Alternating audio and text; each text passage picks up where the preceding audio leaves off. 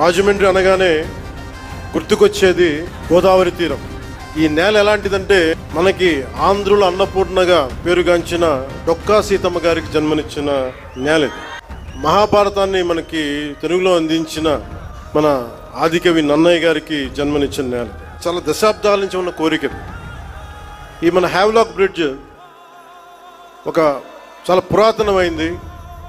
దీనిని వాడకుండా వదిలేసాం, దీన్ని ఎలా చేయాలి అనేది చాలామంది ప్రజల ఆకాంక్ష. ఈ రోజున ఇది ఒక్క ప్రాజెక్టే కాదు, దాదాపు 430 కోట్ల రూపాయలు పెట్టి 7 ప్రాజెక్టులను ఈ రోజున ఆంధ్రప్రదేశ్ మొత్తం మీద పనులు ప్రారంభిస్తున్నాం ఈ రోజున.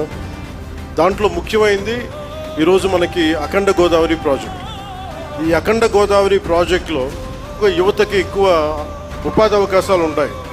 అంటే మీరు ఊహించుకుంటే దీనికే ఈ చేస్తున్న ఈరోజు ప్రాజెక్ట్కి ముందుగా స్టార్ట్ అయ్యి దాదాపు ఒక 800 మందికి ఎంప్లాయ్మెంట్ దొరుకుతుంది దీనివల్ల.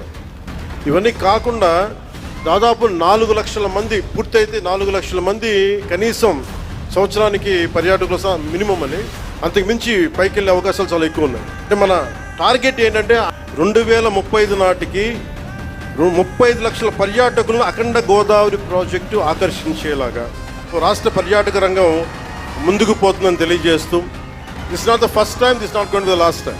Hour NDA government continues. The growth will happen in a fast-paced manner. Thank you. Jai Bharat, Jai Hind.